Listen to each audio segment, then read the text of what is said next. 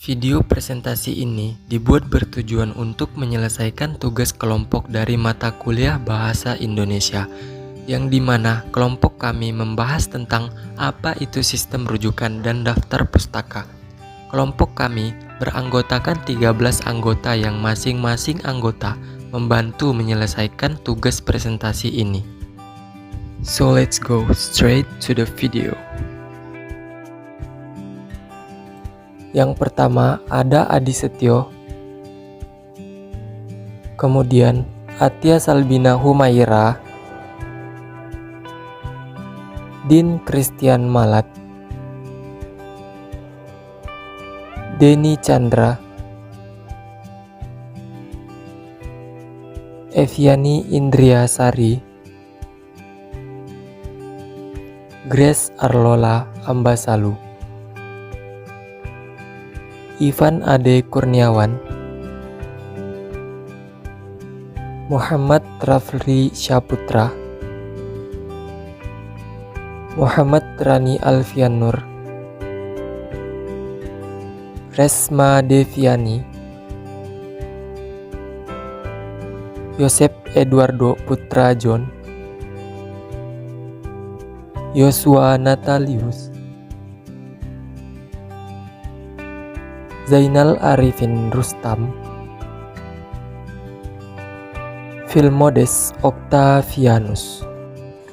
Apa itu sistem rujukan dan daftar pustaka kelompok 5 Bahasa Indonesia?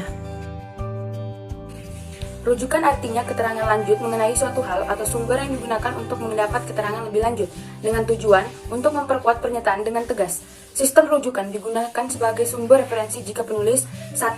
Menggunakan kutipan, 2. Menjelaskan dengan kata-kata sendiri pendapat penulis atau sumber lain, 3. Meminjam tabel, peta, atau diagram dari suatu sumber, 4. Menyusun diagram berdasarkan data penulis atau sumber lain, 5. Menyajikan suatu pembuktian khusus yang bukan suatu pengetahuan umum, 6. Merujuk pada bagian lain pada teks. Sistem catatan. Sistem catatan dilakukan dengan mencantumkan pemarka angka Arab di akhir setiap kutipan. Angka Arab tersebut mengacu kepada catatan yang berisi informasi dari sumber kutipan. Angka itu diletakkan langsung di akhir kutipan dan terletak setengah spasi ke atas. Catatan dibedakan menjadi 3, yaitu yang pertama footnote, yang kedua endnote atau body note, yang ketiga endnote. Footnote atau catatan kaki yaitu catatan khusus untuk membuat keterangan berada di kaki halaman atau di bagian bawah halaman yang berisi informasi tambahan. Penulisan catatan kaki berupa nama, judul, kota, penerbit, dan tahun.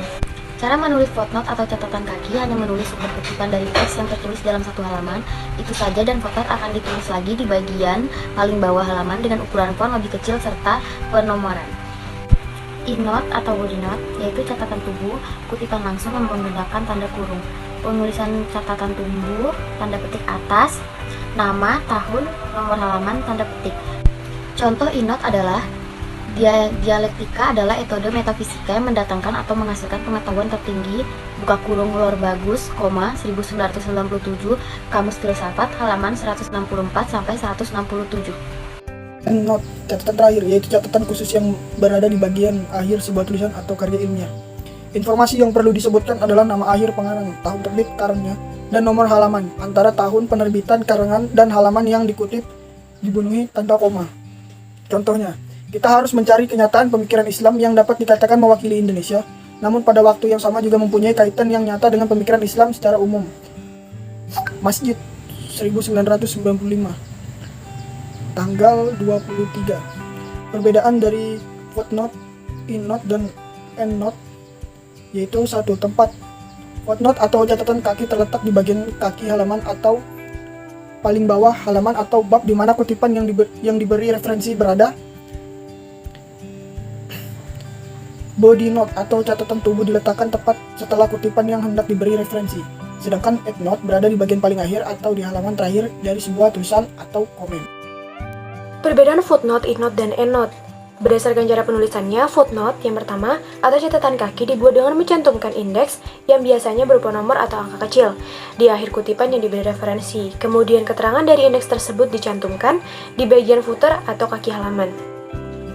Kemudian yang kedua ada endnote atau body note, biasa juga disebut dengan catatan tubuh, dibuat dengan menuliskan catatan langsung setelah kutipan yang diberi referensi, di mana catatan atau body note tersebut diapit dengan tanda kurung. Yang ketiga ada penulisan endnote atau catatan akhir. Penulisannya sama dengan footnote, yakni menggunakan indeks angka pada akhir kutipan yang diberi referensi, hanya saja letak keterangannya ada di akhir tulisan atau dokumen. Apa itu daftar pustaka? Daftar pustaka adalah kumpulan referensi yang dirujuk untuk sebuah karya atau tulisan yang dibuat. Daftar pustaka berisi detail informasi tentang sumber rujukan sehingga setiap pembaca mendapatkan pemahaman tentang sumber tersebut.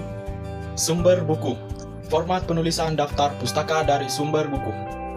Yang pertama, nama belakang, nama depan, titik, tahun, judul buku, kota, titik 2, penerbit buku. Contohnya seperti Irna Ningtyas, 2013, Biologi untuk SMA atau MA kelas 11, Jakarta, penerbit Erlangga. Penulisan daftar pustaka sumber makalah berbeda dengan penulisan daftar pustaka sumber buku.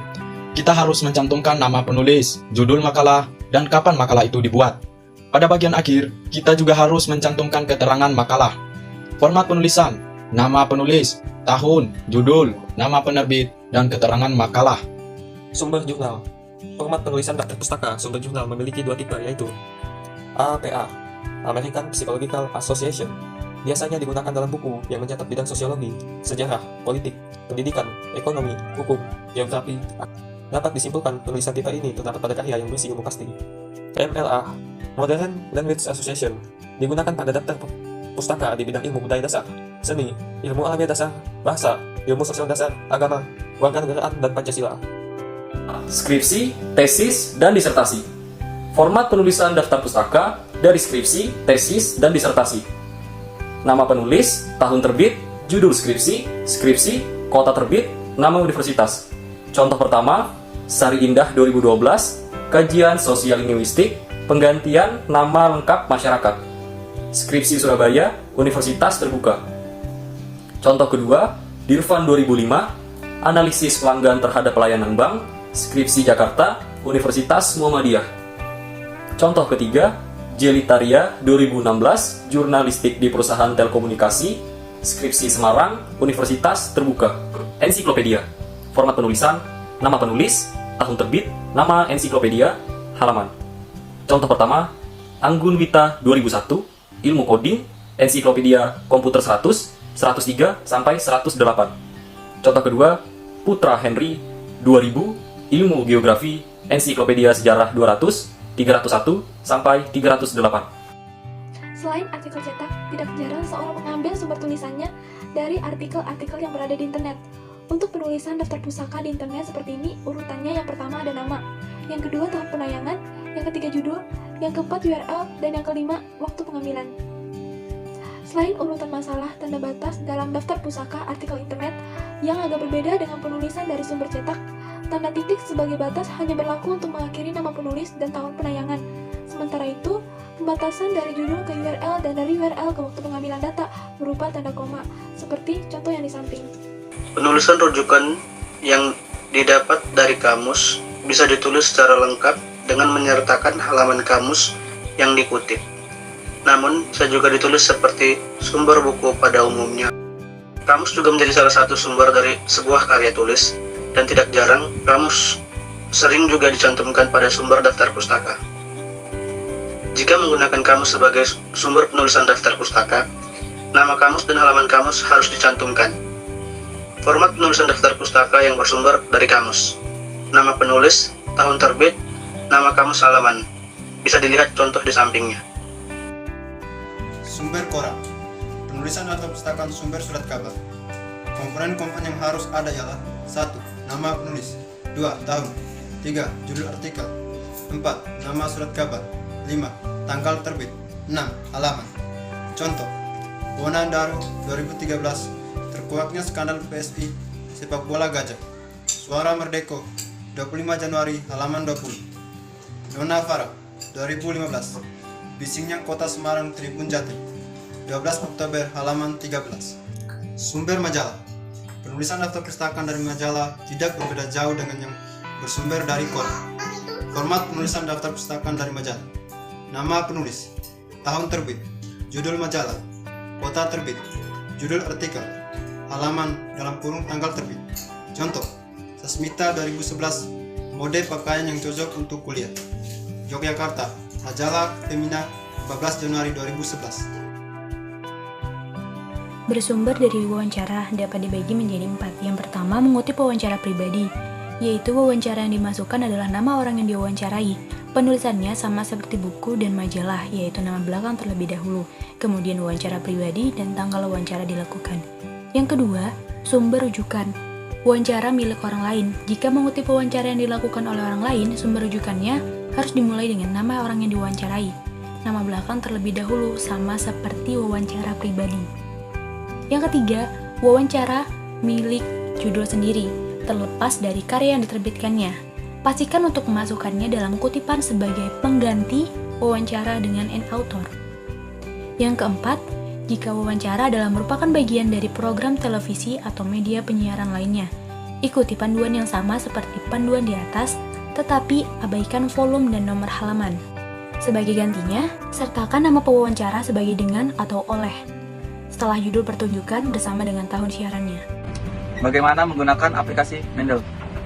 1. Untuk menggunakan aplikasi ini, terlebih dahulu unduh di Mendeley.com. Setelah itu, lakukan instalisasi di perangkat komputer atau laptop Anda. Jika instalisasi plugin tersebut berhasil, akan ada fitur Mendeley di Microsoft Word.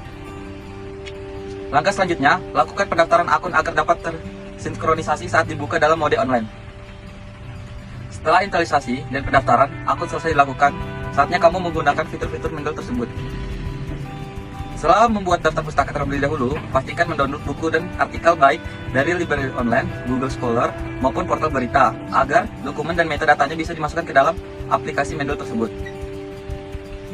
Oke, selanjutnya untuk memasukkan metadata dan file ke Mendeley, kamu cukup klik ke Edit File, pilih file yang akan dikutip lalu tunggu sampai Mendeley membaca metadatanya. Langkah selanjutnya adalah proses mengutip. Langkah yang bisa kamu lakukan adalah dengan pilih References, lalu pilih Toolbar, Insert Citation. Setelah itu akan muncul kotak dialog Mendeley, lalu pilih artikel yang akan dikutip pada My Library dan pilih OK. Setelah pengutipan selesai dilakukan, saatnya kamu membuat daftar pustaka.